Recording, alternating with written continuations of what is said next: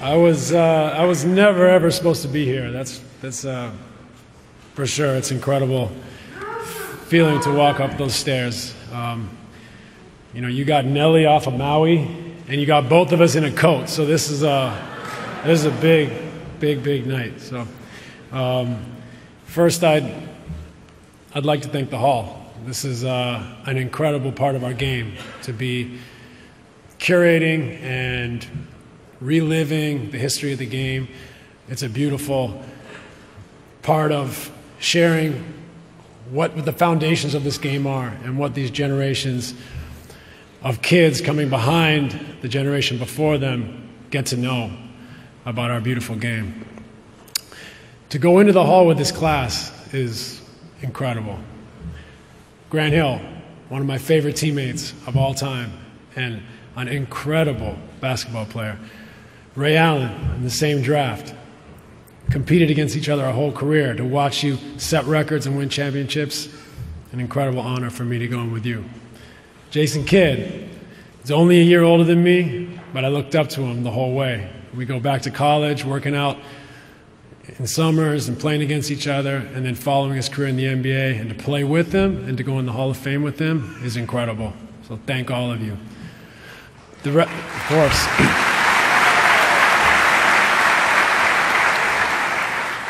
The rest of our class is so diverse and done so many things for the game of basketball. It's a privilege I could go on about each of them and how much they amaze me for the things they've accomplished. So I'll just say it's a real honor to go in with all of you guys. Thank you. Of course. I'm going to try to be as brief as possible. I wrote some notes down. This won't be 7 seconds or less, but you know, I have some thank yous to make, and I want to thank the fans. You know,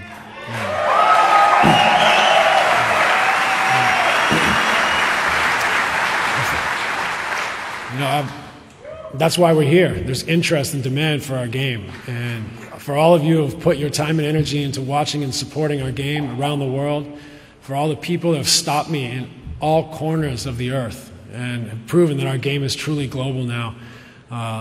It's incredible. It blows my mind to this day, and I'm very grateful for all of you fans. Yes.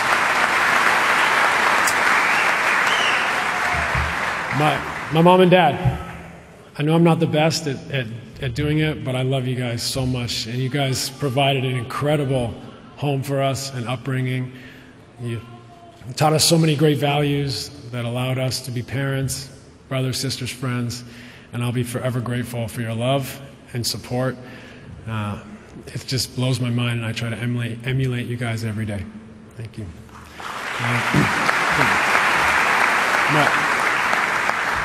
My brother, Martin, we're a little less than 2 years apart. We grew up battling together every day, playing whatever sport it was.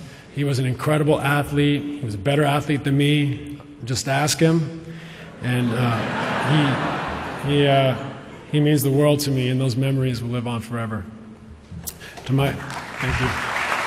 To my sister JoJo, when I went away to college at 18, she was 12 years old. And it's a strange time to leave your baby sister, but what I will say is, over the years, watching her build a family and be the best mom I've ever seen is truly inspiring, and I love you, Joe.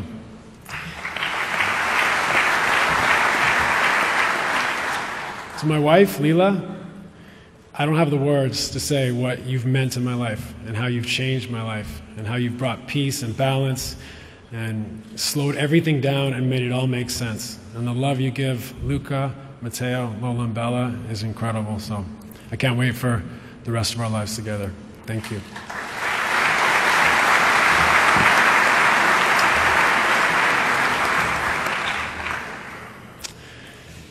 Wow. I started playing this game when I was 13 years old. I went to a new school, and I met these guys. Al, Mark, Jamie, Adam, and Clarence. And they were the jocks. But for some reason at this new school, these guys played basketball. I grew up playing soccer and hockey, and This was a new game to me, but it was about the same time that Michael Jordan burst onto the scene, and I'd never seen anything like it, and I fell in love with it right away. We played on the 8th grade team. We were overconfident and cocky, and we formed a bond that was unbelievable. We played before school, lunchtime, after school, and that love and passion for the game is the thread of everything that I've accomplished. We were lucky enough to play for Lanny and Chef in junior high. These guys taught us there's a right way to do things. You know, sometimes you look back and you think you know so much now, and you remember years and years ago that these men put their time and energy into helping you and taught you these lessons. So we appreciate you, Lanny and Chef. Ian Hidlay was my high school coach. Details and preparation. It's amazing how far they can take you, but it's amazing how underappreciated they are at a younger age. To this day, and all the way through my career, Hides was a mentor and somebody that I called upon for advice on and off the court. But his basketball acumen is incredible, and he shared so many insights with me that made me rethink the game. I thank you. Hyde sent out 30 tapes to colleges around the United States. It was my dream to play Division I basketball. Nobody really liked what they saw on those tapes. But what they couldn't see on the tapes was a relentless obsession and work ethic that would never diminish for 20 plus years. I remember in high school I went to the Las Vegas Invitational, and I thought this could be my chance to be spotted by a college coach. We didn't get many in Victoria, British Columbia, all those years ago. And we walked into the gym, and it was packed, and there was Hall of Fame coaches there. Coach K, Roy Williams, go down the line, Bobby Knight, Jason Kidd's playing in the gym. I thought, this is my chance, this is my chance. Before the little fellas from British Columbia could get on the court, they all left, so that was my chance out the window. It'll have to come another day. I had one scholarship offer to Santa Clara University.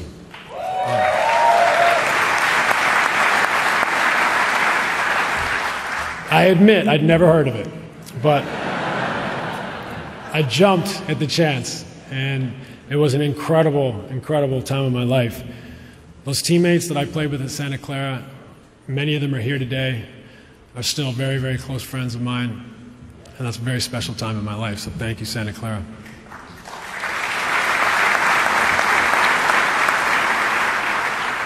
Our coach at Santa Clara was Dick Davey, and as he would say, he taught us tough-mindedness. What he really did. He taught us mental toughness. He challenged us every day. He didn't care about makes and misses. He cared about playing the right way and being mentally tougher than the competition. And those lessons he gave me and those challenges he provided with me every day are the reason I overcame so many obstacles and I'm standing here. So Coach Davey, I thank you.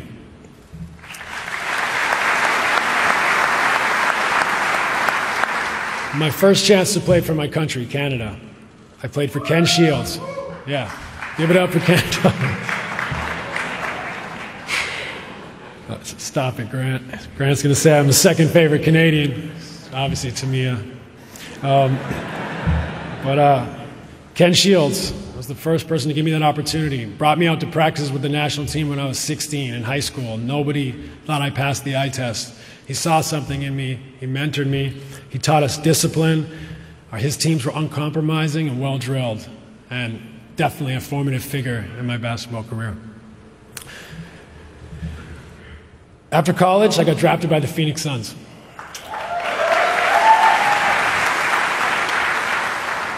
Jerry Colangelo, who's done so much for the game of basketball, not only chair of the Hall of Fame, USAB, incredible impact as an owner, president, general manager, I believe even coach at one point, if I'm not mistaken. He's the godfather of the game in this country. He drafted me. We'd crossed paths many times during my career, but I'm forever grateful for Jerry Colangelo.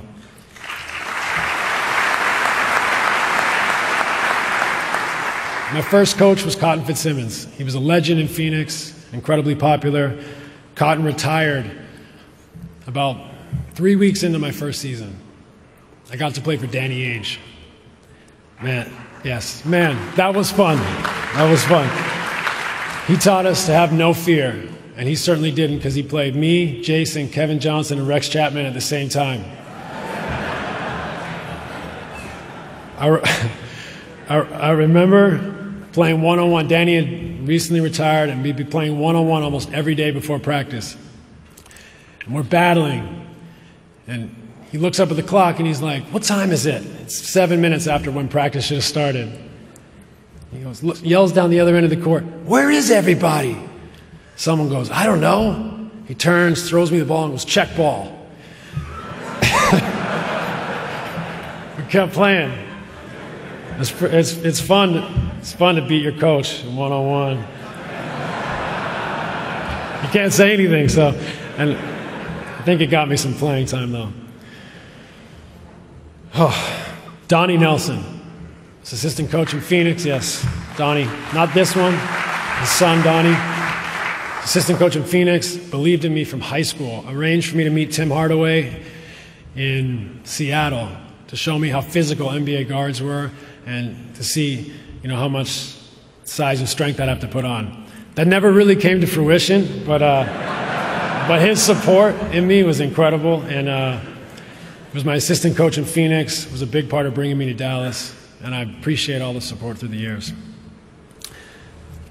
Nelly, I mean, this Hall of Famer is one of a kind. Wow, I mean, he taught us to outthink our opponents.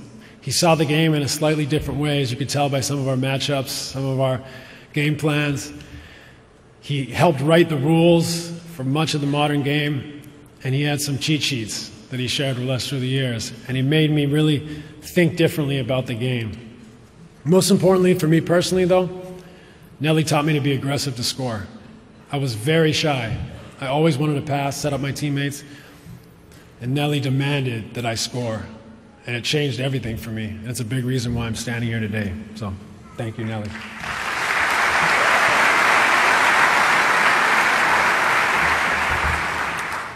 I got to play with Michael Finley and Dirk Nowitzki in Dallas, and those two guys mean the world to me. It was a transformative stage of our careers. Mike was becoming an all-star. Dirk and I, joining the worst team in the league, were barely NBA players. We pushed each other. I can't remember how many times Dirk and I went back to the gym every night, one-on-one, horse, conditioning, pushing each other. Many times I had to convince him how good he was. But together, with Mike, leading us, teaching us, allowing us to surpass him at some point, it was an incredible time in my life. I'm forever grateful. I remember watching film one night with Nelly after we lost. He had the whole team in there. Actually, we won this game, but Nelly was pissed.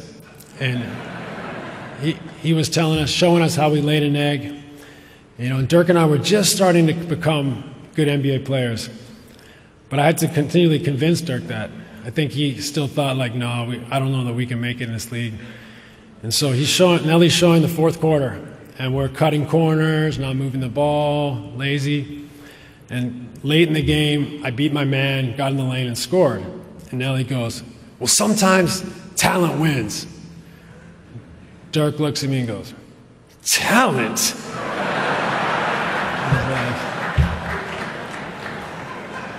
I mean, it was funny, but it kind of pissed me off.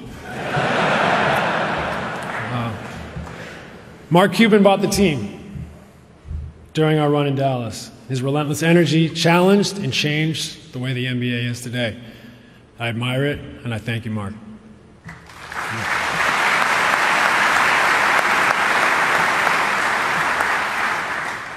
The greatest experience in my career was playing in the Olympic Games for Canada. My coach was Jay Triano.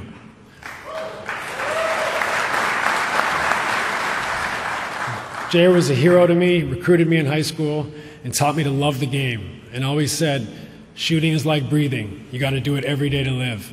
I appreciate you, Jay. Thank you. Robert Sarver, Andy Kohlberg, Dick Heckman, the owners of the Phoenix Suns who bought it from Jerry Colangelo. Their first matter of business was to go recruit a 30-year-old point guard in Dallas after they bought the team.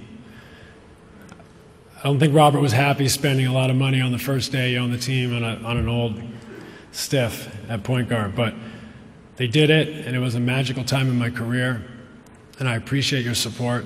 You guys made it fun. Thank you.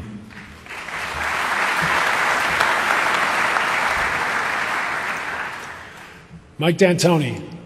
Mike was the coach for my greatest years as a basketball player. He was a brilliant, he is a brilliant coach, but for me, he was obviously 100 years ago, was a brilliant basketball coach. He taught us not to care what anyone else thought. Run it down their throats, put pressure on them the entire game, and make them pay. And I'll never forget that attitude, that spirit, and those lessons. Thanks for those great years, Mike.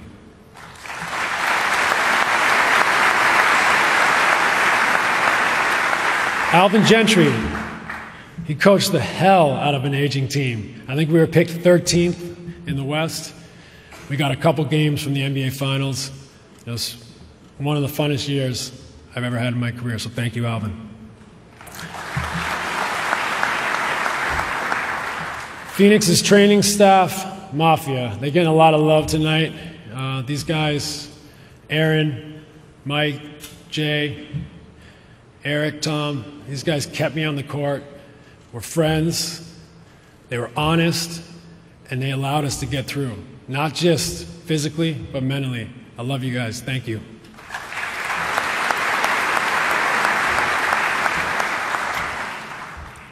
In Phoenix, I got to play with Amari Stoudemire.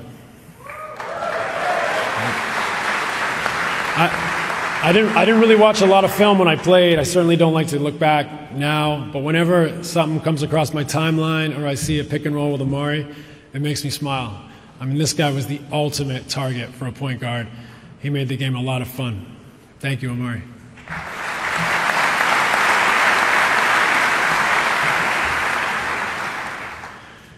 Dr. Buss. I got to meet Dr. Buss shortly before he passed. He still had that rascal in his eyes, scheming another championship. Our conversation was incredible. I thank him and everyone at the Los Angeles Lakers for supporting me through the toughest time of my career. I've never worked so hard to make anything happen and not get there, but I appreciate all the love and support I got from the Buss family and the Laker organization.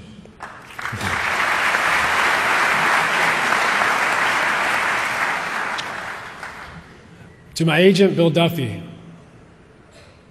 He's been with me the entire way, from college, through my career, post-career. He's a mentor, a supporter. His values, his family have always set an example for me. I appreciate you, Duff. Thank you.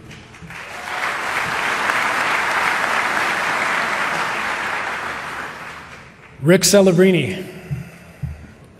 Many of you don't know him, but he's been a big brother, a mentor, and a world-class physical therapist who taught me how to move, taught me how to play, and taught me how to embody the spirit that this game was meant to be played with.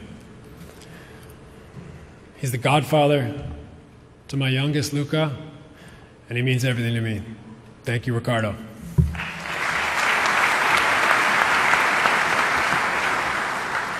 I'm going to direct this to Lola, Bella, Matteo, and Luca, and all the other kids with their life in front of them. I mean, I think you guys know how much you mean to me. Guy loves a camera, but you guys know, I mean, the rest of you probably don't see a lot of me, and that's largely because I want to be home with these guys, and that's a priority and something that I won't miss for anything. For all of you kids out there, just like these four, find something you love to do. Do it every day. Be obsessed. Balance can come later. Use your imagination. Put pen to paper. Declare your intentions. Set small goals. Knock them off, set more goals. Gain momentum, build confidence, grow a deep belief, outwork people, play the long game. You don't have to be the chosen one. The secret is to build the resolve and spirit to enjoy the plateaus, the times when it doesn't feel like you're improving and you question why you're doing this. If you're patient, the plateaus will become springboards. Finally, never stop striving, reaching for your goals until you get there. But the truth is, even when you get there, even when you get here, standing on this stage, it's the striving, fighting, pushing yourself to the limit every day that you'll miss and you'll long for. You'll never be more alive than when you give something everything you have. Thank you.